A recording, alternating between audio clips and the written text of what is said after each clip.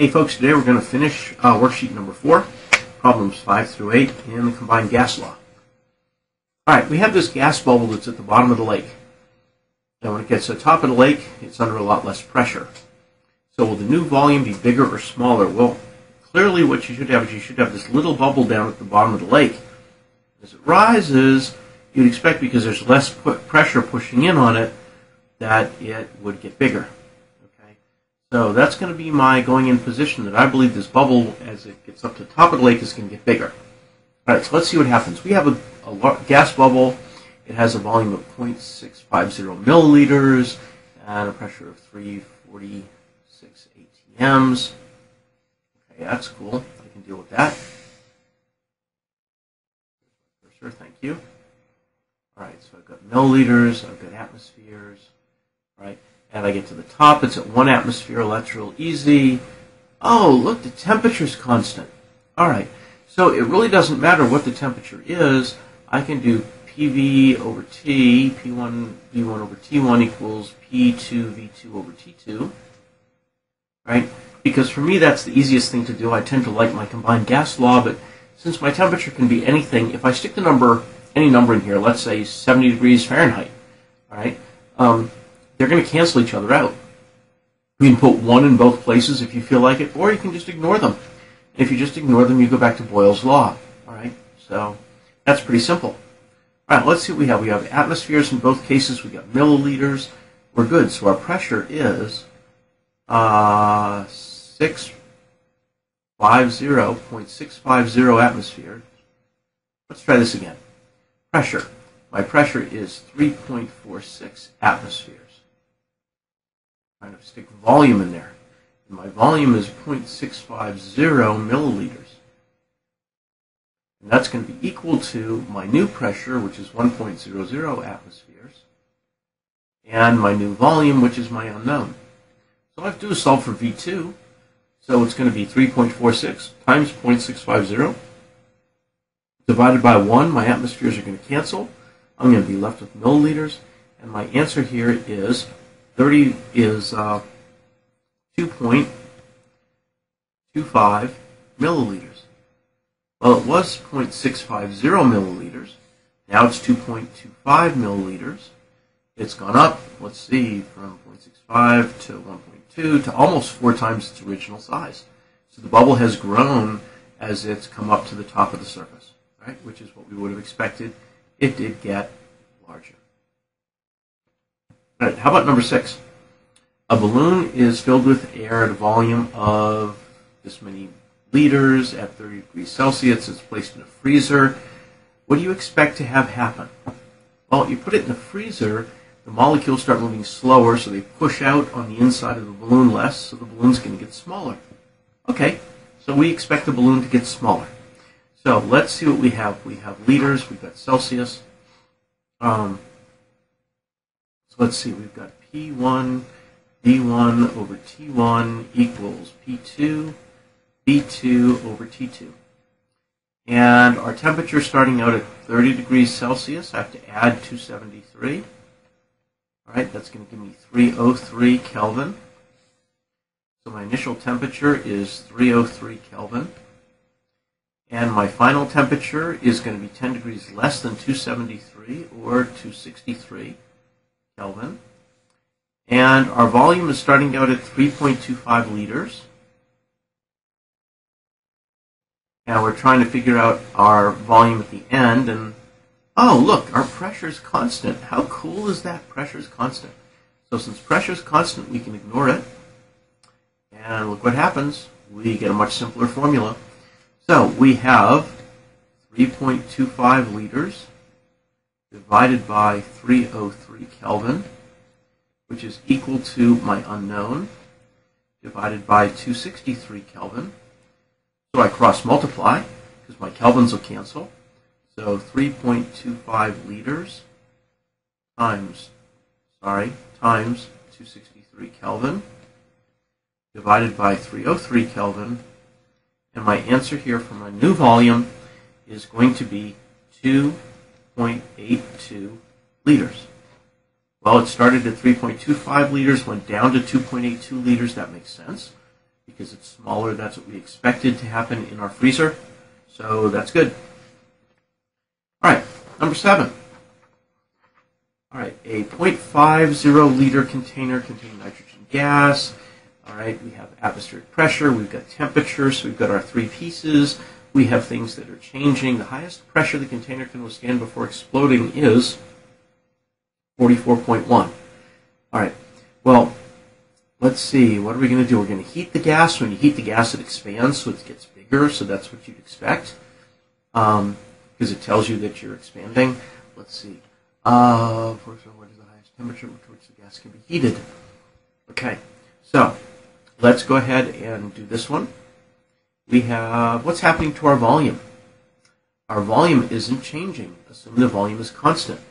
So when we start with our equation of P1 V1 over T1 equals P2 V2 over T2, we can cancel out our volumes because they don't matter, because they're constant. So we're just left with our initial pressure, initial temperature. Let's see, 0 degrees Celsius is 273 Kelvin. We're trying to calculate our temperature. So we're going to say our initial pressure is 0.800 atm.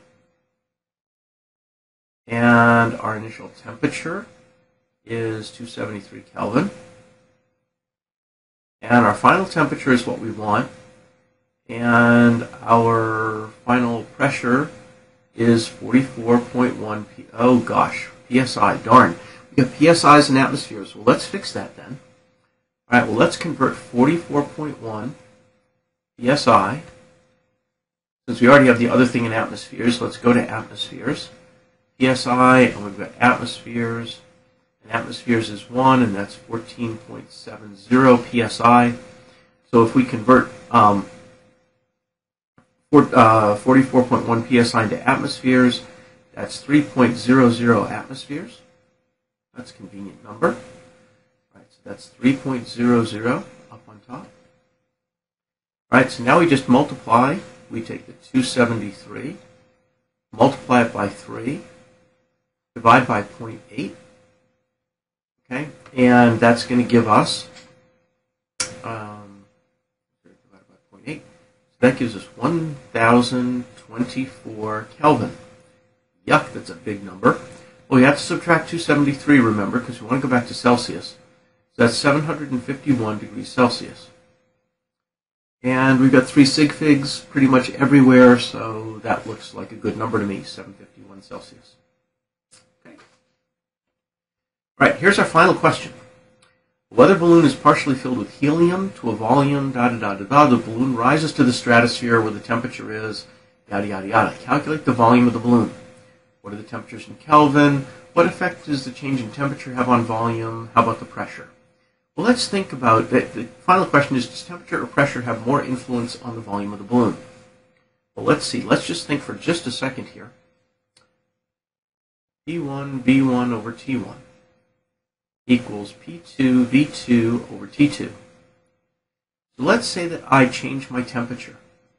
If my temperature goes up, then what happens to my pressure and my volume?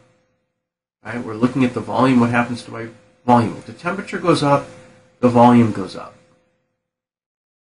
All right.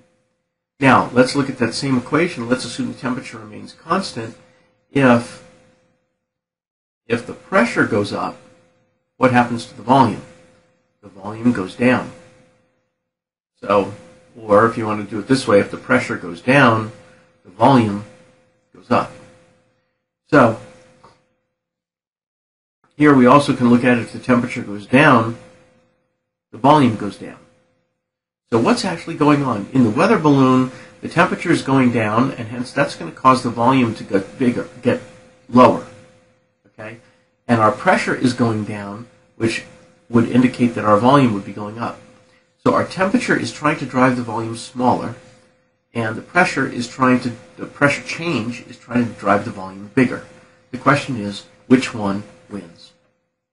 All right, so, well, let's figure out what we have. We have an initial temperature of 20 degrees Celsius, which is 290, 273, 293 Kelvin. And let's see, our final temperature is negative 23 Celsius, which is 273 minus 23, which is 250 Kelvin. Right? And our pressure is in atmospheres up here, and it's in millimeters of mercury down here. Well, gosh, that makes it kind of hard to work with. So let's choose one.